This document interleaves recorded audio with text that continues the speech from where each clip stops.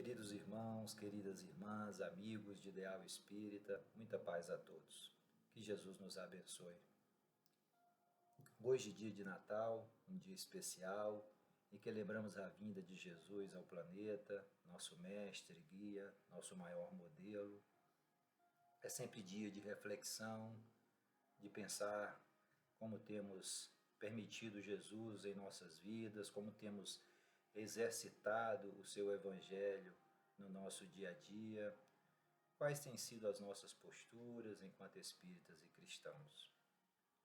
E hoje, para conversar sobre Natal, escolhemos o livro Antologia Mediúnica do Natal, na mensagem de Emmanuel, no seu capítulo 3, intitulado Prece do Natal. Esse livro é a psicografia do nosso querido Francisco Cândido Xavier, por espíritos diversos, e essa mensagem em particular de Emmanuel. Inicia o amigo espiritual dizendo o seguinte: Senhor Jesus, recordando-te a vinda, quando te exaltaste na manjedoura, por luz nas trevas, vimos pedir-te a bênção. Releva-nos. Se muitos de nós trazemos saudade, cansaço, assombro e aflição, quando nos envolverem torrentes de alegria. Então, nesse primeiro trecho da mensagem, Emmanuel nos traz a imagem da manjedoura, essa manjedoura que certamente Jesus escolheu através dessa forma de chegar ao planeta, entre pastores, em meio à natureza, para nos dar a primeira mensagem de humildade e de amor à humanidade. Ali, naquele ambiente humilde, entre humildes, entre os animais, entre pastores, chega o maior espírito do planeta Terra, o nosso governador planetário, frustrando certamente expectativas, principalmente do povo judeu, que já esperava o Messias anunciado nas suas profecias, em um carro de glória, comandando exércitos, numa posição de comando, de destaque, e a expectativa do povo judeu, né, do Messias, era que esse Messias vinha para restabelecer o povo escolhido no seu devido lugar, numa posição de destaque entre os povos do planeta, entre os povos da época. E qual a frustração desse povo ao perceber o Messias vindo na manjedoura, numa posição humilde, de exemplo de amor e de dedicação, de abnegação, de sacrifício pelo próximo. Daí até hoje, esse povo, na sua maior parte, não aceitar a figura de Jesus como o Messias prometido. E quando ele fala, releva-nos, se muitos de nós trazemos saudade, cansaço, assombro e aflição, eu penso, como temos nos apresentado a Jesus no nosso dia a dia? Porque Jesus, e aí lembramos o dizer de Emmanuel, na introdução do livro Paulo e Estevão, quando Emmanuel nos coloca o seguinte: muitos de nós alega que Paulo desenvolveu o seu trabalho, a sua missão, claro, sempre admirável e respeitável, mas muitos dizem, segundo Emmanuel, que ele foi chamado pessoalmente pelo Messias, pelo Mestre Jesus. Daí a sua conversão imediata. E Emmanuel, lá na introdução do Paulo Estevão, diz o seguinte: todos nós somos chamados todos os dias em várias oportunidades por Jesus.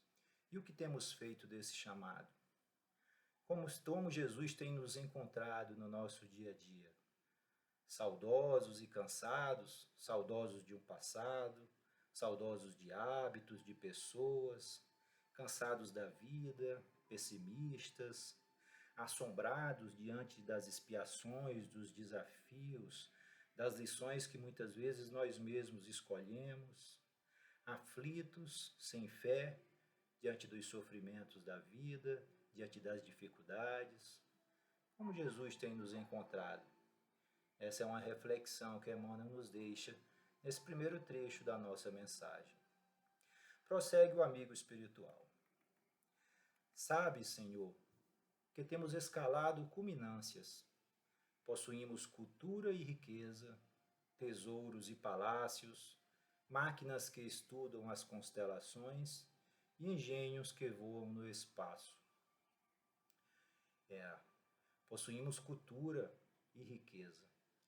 E quando olhamos para a história da humanidade, para como ela tem acumulado essa cultura, essa riqueza, essa busca pela posse, pelo ter, os tesouros e palácios, conforme Emmanuel nos fala, as máquinas que estudam as constelações. Hoje lançamos satélites que varrem o espaço, que procuram outras civilizações. Produzimos espaçonaves, pensamos em colonizar Marte, colonizar outros planetas. Já lançamos pessoas de forma comercial, isso muito recentemente, ao espaço. E nós, enquanto reconhecemos o espaço, enquanto acumulamos cultura, riqueza, tesouros, palácios, isso desde da antiguidade temos nos comportado dessa forma, mas e o conhecimento de si mesmo? Nós não nos conhecemos nas nossas reações, quando inquiridos, quando desafiados, os nossos automatismos, os hábitos que trazemos do nosso passado. Sim, porque enquanto espíritos imortais, temos todo um patrimônio, toda uma história que trazemos do nosso passado. E hoje, nas pequenas coisas do cotidiano, nos pequenos atos, nos diálogos, nas relações, nas depressões, nas tristezas, melancolias, nas alegrias, nas nossas atitudes em geral do dia a dia, nós mostramos esse passado de forma subjetiva. E muitas vezes nos surpreendemos com o que falamos, com o que fazemos, como reagimos diante de determinadas situações. E aí vem a questão importante do autoconhecimento. De que adianta tanta cultura, riqueza, tanto conhecimento, tanta ciência? De que adianta ter a posse, ter o prazer momentâneo, o bem-estar material, se não nos conhecemos, se não temos acumulado patrimônio moral, que é o nosso verdadeiro tesouro, segundo Jesus? Segundo já Joana de Ângeles nos fala, né, que temos dado saltos de ciência, de tecnologia, mas andamos a passos ainda muito lentos no que se refere à moralidade e aos valores cristãos. Prossegue Emmanuel. Falamos de ti que volveste dos continentes celestes em socorro dos que choram na poeira do mundo, no topo dos altos edifícios em que amontoamos reconforto, sem coragem de estender os braços aos companheiros que recolhias no chão. Temos falado de Jesus, pessoal. Temos falado de Jesus durante toda a nossa história.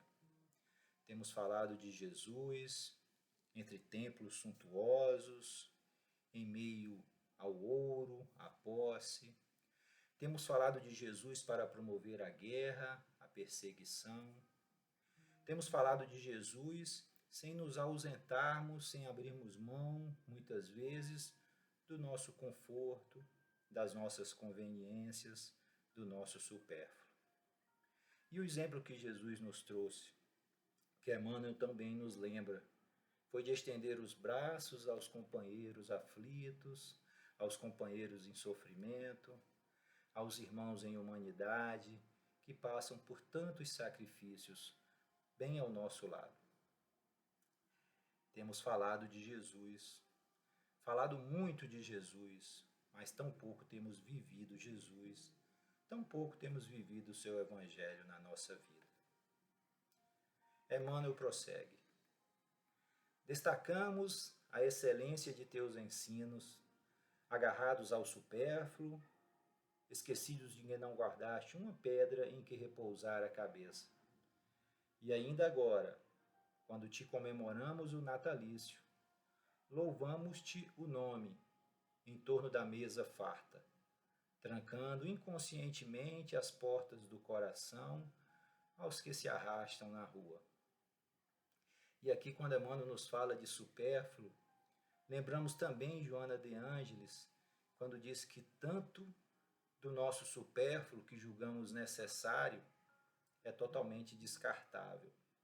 Quanto acumulamos, e nos parece que quanto mais recursos dispomos, mais damos vazão às nossas vaidades, ao nosso orgulho, transformando coisas banais, coisas supérfluas, em algo, em questões essenciais e que julgamos que não podemos abrir mão daquilo, porque aquilo às vezes transforma-se em valores que, no nosso ver, e o que temos percebido na nossa vida, né, ao redor de nós e em nós mesmos, é de que quanto mais recursos temos, muitas vezes, mais nos cercamos de coisas que são totalmente dispensáveis e passam a ser essenciais para nós.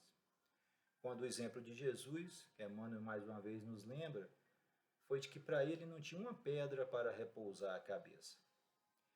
Temos falado de Jesus, mas temos vivido muito pouco Jesus. E na nossa festa de Natal, nas homenagens que prestamos a Jesus, que aliás, quando olhamos para um passado muito recente, pensamos que tinha muito mais significado, porque cada vez mais que o tempo passa, percebemos que o verdadeiro sentido do Natal se perde a cada ano. Estamos com mesas fartas e muitas vezes o sofrimento batendo em nossa porta. E aí começamos a inventar escudos psicológicos, sim, porque precisamos de desculpas para nós mesmos.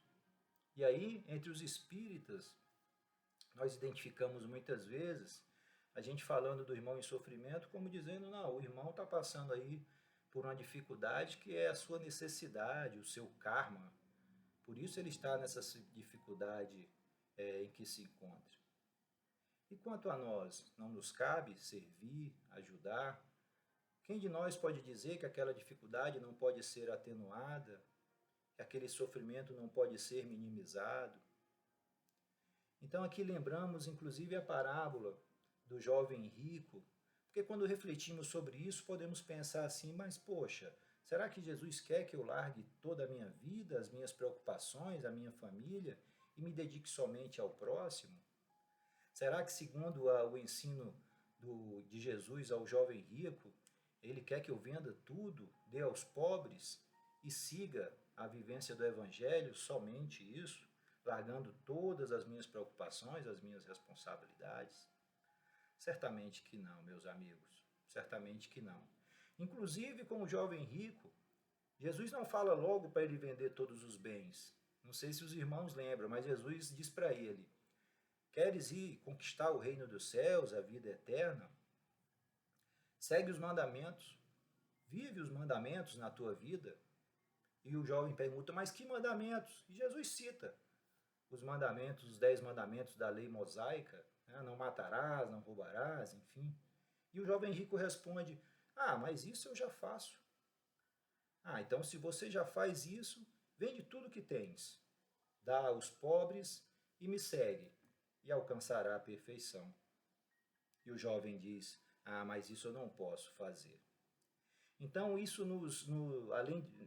entre várias reflexões que podemos tirar dessa passagem do jovem rico, uma delas é de que somos espíritos em processo, mas que devemos começar o nosso trabalho o quanto antes. O jovem já dizia a Jesus que já vivia os mandamentos de Moisés. Já não era uma pessoa que desconhecia, que não tinha uma vivência moral em sua vida. Se ele sinceramente já seguia os mandamentos da lei mosaica, ele já tinha um grau de evolução, de esclarecimento, pensamos que ele já tinha uma vivência moral na sua vida. E aí Jesus propõe algo mais para ele. Então, pessoal, fica para nós essa reflexão do que é supérfluo, o que é essencial, como temos ajudado, quanto temos aberto mão do que julgamos importante para nós em benefício do nosso próximo. Qual o nosso óbolo, lembrando também a passagem do óbolo da viúva? O que temos oferecido? Essa é a reflexão que fica desse trecho de Emmanuel. E ele prossegue. Nunca tivemos, como agora, tanta abastança e tanta penúria, tanta inteligência e tanta discórdia. Tanto contraste doloroso, mestre, tão só por olvidarmos, por esquecermos, que ninguém é feliz sem a felicidade dos outros. Desprezamos a sinceridade e caímos na ilusão. Estamos ricos de ciência e pobres de amor. Quantos contrastes, Emmanuel nos lembra. Quantos contrastes quando olhamos ao nosso redor, entre os continentes do nosso planeta, entre os países, entre os bairros de uma cidade. Quantos contrastes, quanta fartura, quanta abastança, e quanta penúria, quanta miséria, quanta inteligência, quantos acessos, quanta cultura, e quanto de discórdia, quanto de ódio, quanto de discriminação, quanto relegamos o nosso irmão em humanidade, os nossos irmãos, a sofrimentos em que poderíamos minimizar. E aí lembramos, quando falamos em irmãos de humanidade, o exemplo dos espíritos superiores, e aqui citamos o caso de Bezerra de Menezes. E ele sendo convidado por Maria a ir para um mundo de ordem superior, Maria esclarece ele que ele já tem a possibilidade de migrar para um mundo de ordem superior, e Bezerra diz para Maria, pede a ela que possa autorizar que ele permaneça no planeta Terra.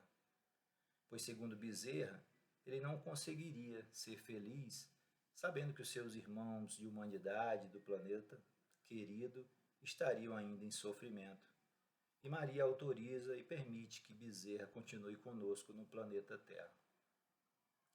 E aí Emmanuel lembra isso, quando nos diz que ninguém é feliz sem a felicidade dos outros. Qual pai é feliz quando vê o filho em sofrimento? Qual irmão de coração, o irmão sincero, é feliz ao ver o seu irmão infeliz em sofrimento? Então nós temos responsabilidade, gente. Responsabilidade por nós, mas também pela sociedade, pelo grupo, pela humanidade.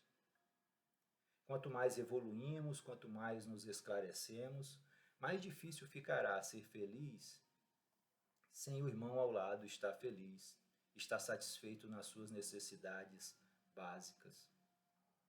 Então esse é o caminho, e isso é o que Emmanuel nos lembra nesse trecho. E prossegue. É por isso que, em te lembrando a humildade, nós te rogamos para que nos perdoes e ames ainda. Se há algo te podemos suplicar além disso, desculpa o nada que te ofertamos, em troca do tudo que nos dás, e faz-nos mais simples. Pensando nessa rogativa de Emmanuel a Jesus, nessa prece do Natal, refletimos por que é tão difícil viver o Evangelho de Jesus em nossa vida. Sim, porque já reconhecemos Jesus como nosso maior modelo e guia, já temos conhecimento moral suficiente para viver a mensagem de Jesus em nossa vida, temos a doutrina espírita, que nos dá um suporte essencial nesse sentido. Mas por que não conseguimos ainda avançar? Por que não conseguimos decidir de forma definitiva a viver a mensagem de Jesus em nossas vidas? Parecemos um navio em meio ao oceano com a âncora lançada e conseguimos ver a costa, mas não conseguimos avançar em sua direção. Estamos presos. E o que nos prende, pessoal? O que nos faz permanecer onde estamos, conseguindo ver o farol que nos dá o norte para seguirmos para a nossa felicidade, para a nossa plenitude? O que nos prende, claro, é o nosso passado, os erros, o aprendizado, as experiências, os crimes que cometemos, os vícios e hábitos que ainda mantemos em nós. E talvez ainda não tenhamos a coragem moral definitiva de deixar tudo isso para trás e seguir em frente. Como disse Jesus, vende tudo, dá aos pobres e segue-me. É uma decisão. Mas vivemos mergulhados e por vezes conseguimos sair de um charco de paixões da nossa história, do nosso passado, de quem nós somos de fato.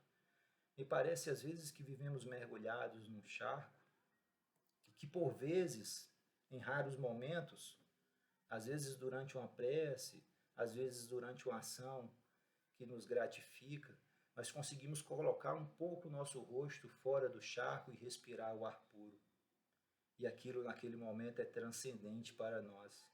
Sentimos uma felicidade intraduzível. Todos nós, em alguns momentos, temos essa sensação. Muitas vezes durante uma oração. E porque se aquilo está à nossa disposição, por que não usufruímos daquilo de forma permanente? Por que permanecemos presos, pessoal? É algo que devemos refletir. Como as pessoas do mito da caverna, que outro dia conversamos aqui também neste espaço, as pessoas que habitavam dentro da caverna e de lá não queriam sair. Nós estamos dentro dessa caverna, mas já sabemos o que tem lá fora. Já sabemos, já vemos a costa, vemos o farol, o norte, o caminho que é Jesus. E por que nos falta ainda coragem, força para decidir seguir Jesus? Essa é uma reflexão que deixamos.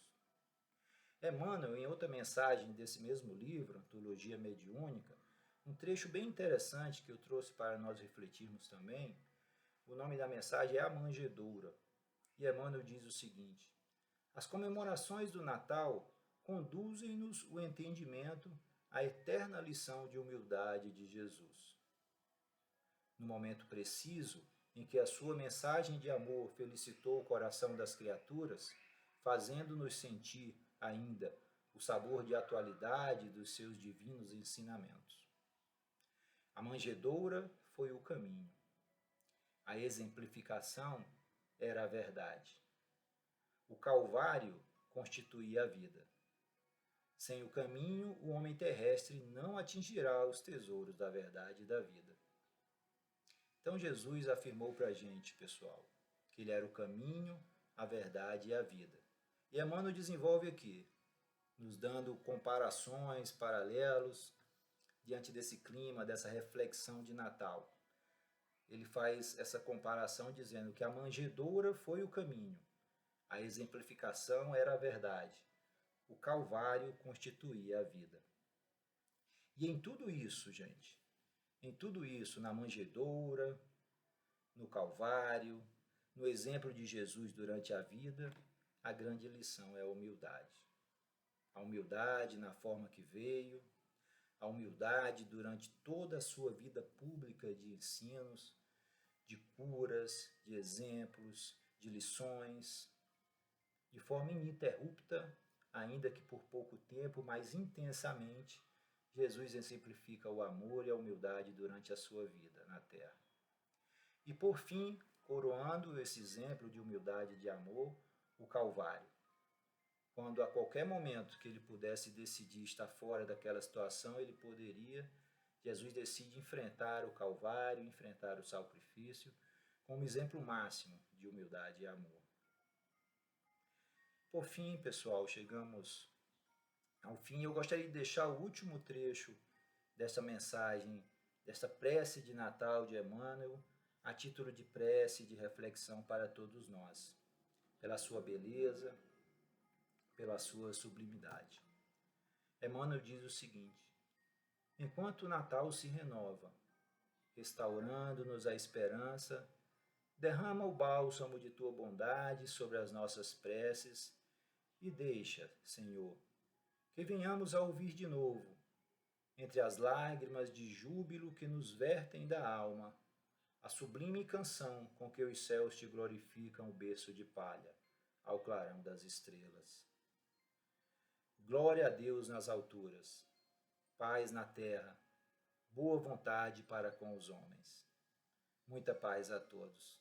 Que Jesus nos abençoe sempre e nos dê a força para que possamos caminhar a passos cada vez mais firmes rumo à nossa reforma íntima, rumo à nossa plenitude, rumo à nossa felicidade.